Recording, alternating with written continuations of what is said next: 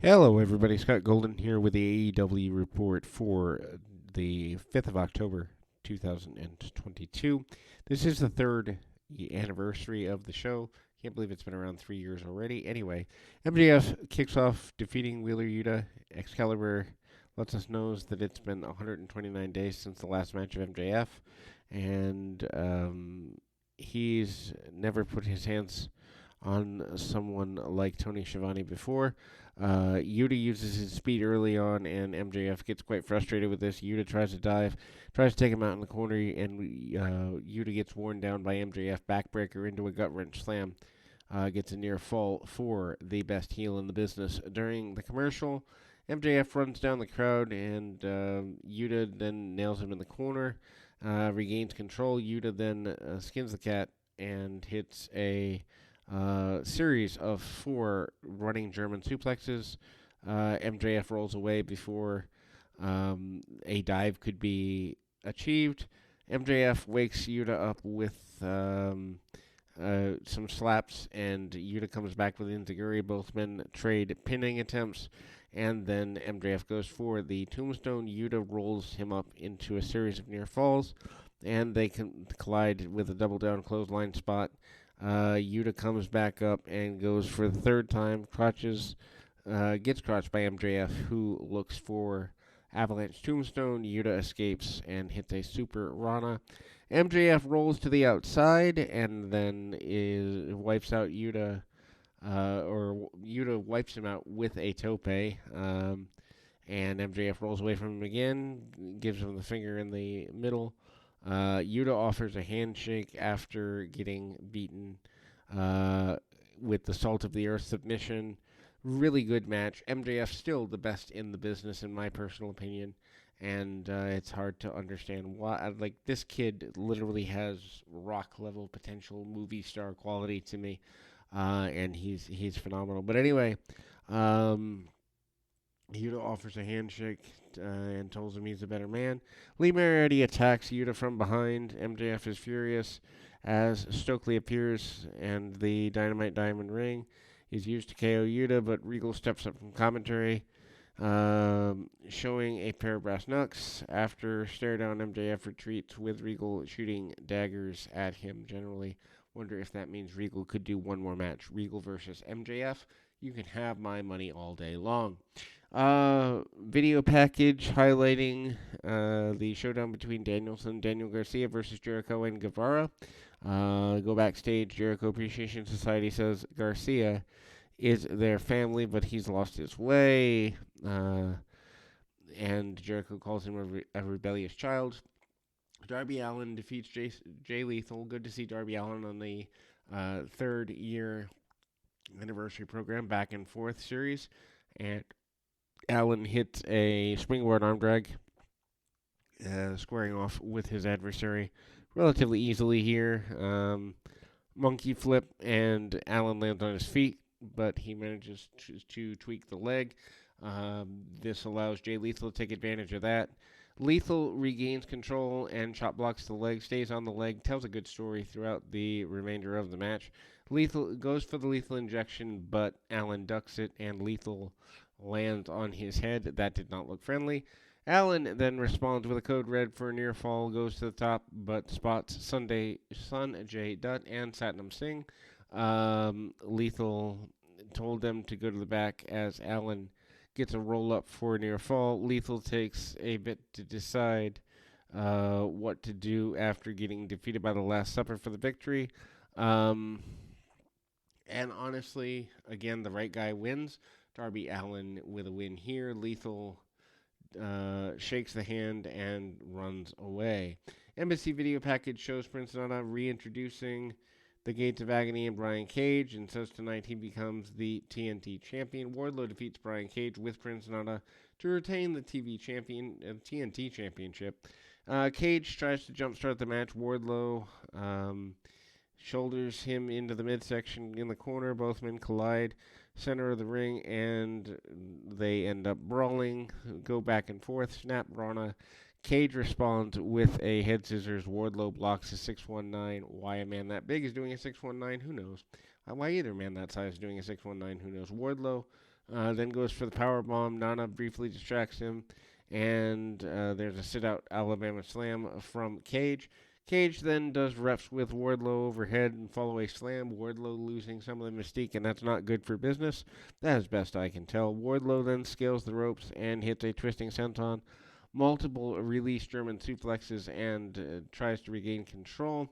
Cage then cuts off Wardlow into the ropes and hits a massive suplex from the apron into the ring for a near fall. Cage then signals the Joe Claw, but Wardlow floats over and spikes Cage for a 2 count of his own. Cage then counters and hits a wind-up lariat and deep sea dive for 2, and then a powerbomb. Wardlow escapes with a pretty brutal-looking headbutt, wind-up lariat from Wardlow leads to a powerbomb sympathy and retains the title. I'm not a fan of this if you're going to use Brian Cage. If this is Cage's way of being sent home, then why not? But Wardlow should be kept strong, Goldberg-esque, and Cage, if you're going to use him, needs to be kept with smaller talents. This could have been built up much better. Post-match, Toa, Leona, and Khan of the Gates of Agony hit the ring to attack Wardlow until Samoa Joe makes the save. Wardlow is outnumbered until FTR's music hits. The crowd goes nuts for them, and the Embassy goes running. FTR has a face-off with the Gates of Agony. I guess that means they're going to have a ROH title match, tag title match, soon enough. Not a fan of that. It's a step back for FTR. Dr. Britt Baker's backstage earlier today telling fans that Saraya won't be wrestling in AEW. Doctors won't clear her to compete. She said she needs to ship Saraya off and send her to her house, and then interview with the women's champion Toni Storm, Athena, and Willow Nightingale, with Saraya defeating, or Entrim women's champion Toni Storm defeating Jamie Hayter, Serena Deeb, and Penelope Ford, with Kip Sabian, Dr. Britt Baker, and Rebel. This is really a cluster mess. I understand they need to get the women on the show. Wish they had an angle to suit some of the better women a little bit better, but it is what it is. Turns out Storm and Deeb continue their bad blood from previous weeks. Storm hits a super kick, but it's distracted long enough. Deeb gets chop block on the leg. Didn't we already see one of those in an earlier match? Get it together, people. Anyway, Deeb cuts off Willow and chokes her on the ropes. Rebel pulls the crutch out from under the ring, hits Willow. Saraya stops that from happening. Pounce lands Deeb across the ring, but Penelope Ford jumps in, cracks Willow, and everyone takes turn beating each other up. And honestly, this is just it's a cluster mess to get the women on the show. I'm not a fan of having multi-person matches just to be there. Anyway, Baker retreats, leaving Rebel to be wiped out by Saraya, who stands tall. At least Saraya is being treated like a semi-star, although if she can't get cleared to wrestle, what was the point of hiring her? So I assume the clearing is coming sooner rather than later. Backstage, Tony Schiavone is with Roosh, Jose the assistant, and Private Party. Jose has video evidence of Private Party not being there for them. Jose and Roosh say they will enter and be there tonight, or they'll take them to court, as they know Matt Hardy has been contract tampering. Interesting storyline, kind of dumb. National Scissoring Day, as Tony Schiavone asked Taz to scissor with him. That was funny. And Taz simply responds, no. Acclaimed and Billy Gunn are out there. They make the entrance with Caster doing a Washington-inspired rap.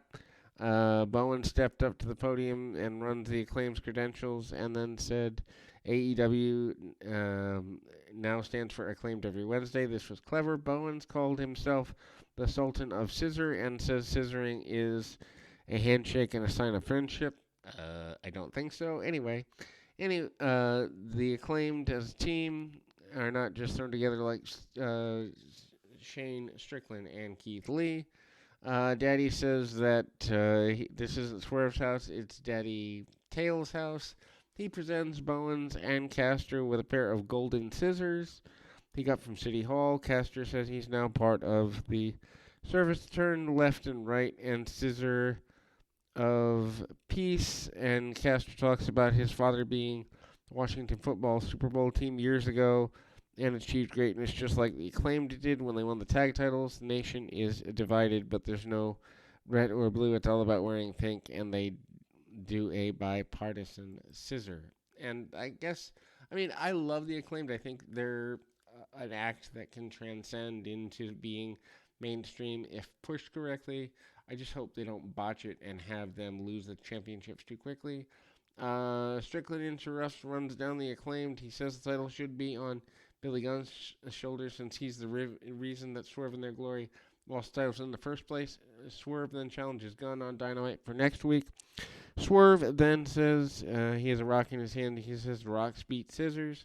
Sterling interrupts with papers and tells Swerve papers cover rock, and that's we're just having fun with this. He then said the Acclaimed needed him to fight against Swerve Strickland. He asked them all to scissor him and gets beat up for his trouble. Dark Order video talking about Friday, the anniversary of Brody Lee's last match. They talked about the Tag Trios title with Death Triangle this Friday.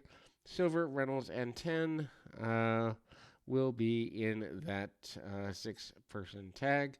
Anyway, backstage, Tony Schiavone with Madison Rayne and Sky Blue. Rayne doesn't really say much before getting cut off by Anna Jay and Tay Mello. Cut a quick but pretty useless promo, although Sammy Guevara getting in trouble again backstage doesn't help things either. Hangman Page defeats Roosh with Jose the Assistant. My, how Page has fallen. A throwaway match with Roosh on the 3-year anniversary show shows that his championship reign didn't mean Jack Rabbit, at least in my opinion. Anyway, Page tees an early buckshot. Roosh does the dive over the top, and Jose grabs the leg of Page as Roosh sends him out to the guardrail.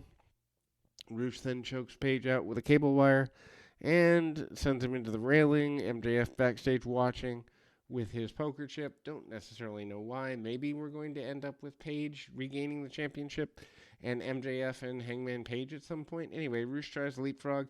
Page counters into Death Valley Driver for a near fall.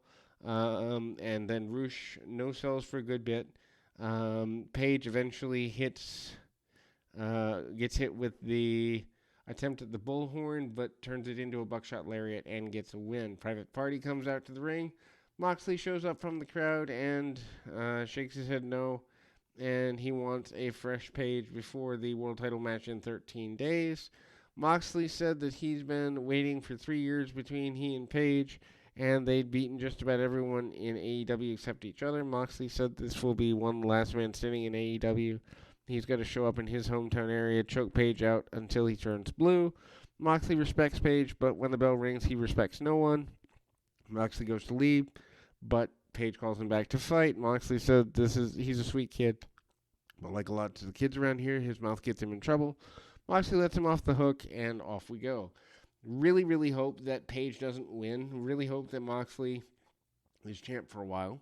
Anyway, Tony Schiavone's backstage congratulating Willow Nightingale on her role and challenging Jade Cargill for the DBS title. Jade, Kiera Hogan, and Lila Gray interrupt and said they've beaten Willow twice already, but Willow asks if she'll be the one in the 38-1. This is not Taker's streak, probably a dumb way to go about it. Anyway, Luchasaurus with Christian Cage defeats Fuego del Sol. Luchasaurus hits chokeslam and a burning hammer for a super quick win. Before Luchasaurus could do any more damage, Jungle Boy hits the ring with a chair, sends Luchasaurus out to the floor. Christian holds back Luchasaurus as Jungle Boy is his best friend, but now broke his heart, and he's going to break his fingers, arms, piece by piece until he breaks Luchasaurus. Jungle Boy said it's his time and place. He'll be ready. Christian faked the crowd out, but accept the challenge for next week in Canada, Christian's hometown. I don't know. It kind of feels flat. Anyhow, speaking of flat, Rampage, Death Triangle defends Trios titles against the Dark Order. Josh Woods and Tony Nese with Mark Sterling against the Varsity Blondes. Madison Rayne, Sky Blue versus Ty Mello, Anna Jay, and John Moxley, Wheeler Yuta, and Claudio Castagnoli defeating Roosh and Private Party. Also, AEW Battle of the Belts. We see Jade Cargill defend the TBS title against Willow Nightingale. FTR puts the ROH Tag Team titles on the line against the Gates of Agony, and Pac defending the All-Atlantic title against Trent Beretta. Pac will be having multiple matches on Friday. Dynamite for next week on the 12th of October. Jungle Boy Luchasaurus with Christian Cage, Billy Gunn, Swerve Strickland, and Chris Jericho defends the ROH World Championship against Bryan Danielson. Ian Riccaboni joins commentary, and Tony Schiavone asked if he scissored anyone today, and Ian said his anniversary is tomorrow and wishes his wife a happy anniversary, which ultimately means they may scissor. Anyhow, ROH World Champ Chris Jericho and Sammy Guevara defeat Bryan Danielson and Pure Champion Daniel Garcia. Garcia and Jericho handshake to begin. The crowd is chanting a decent chant at the Heat Magnet. Anyway, we finally get Danielson having the lapel lock on Jericho, but Jericho boots him in the face and blocks cattle mutilation into the walls of Jericho. Garcia tees breaking it up. Jericho then holds out, and everybody knocks Garcia off the apron with a punch. Anyway, so Guevara then goes for a dive off the top. Danielson hits a half and half suplex, and there's a Spanish fly for the 2 on Danielson. Danielson then comes back a little bit, and ultimately Jericho is tagged back in. Jericho and Danielson still really kind of run things through pretty quickly. During the face-off, Guevara tries flying. Cheap Shot gets punched in the face for his trouble. Garcia then lights up Jericho with punches, kicks, and back suplex for near fall. Jericho blocks the kicks, but Garcia blocks the walls of Jericho into the Dragon Tamer. Garcia no-sold a bunch of chops. Garcia then counters the GTH from Guevara into a short pile driver. Jericho breaks up the count, and Jericho gets the Bushido knee, but Jericho responds by suplexing Danielson through the ring attendant's table, and Guevara hits the GTH on Garcia, but does a shooting star press into the knees. Garcia then locks on the Dragon Tamer, and then we see the referee check. Garcia gets hit with the ROH title belt by Jericho, and Guevara steals the pin. Jericho Society basically is a celebrating as we close, and that is the 3rd year anniversary show. Decent show overall. I love when AEW is firing on all cylinders. Doesn't happen often these days, but it does happen. We'll be back with more right after this.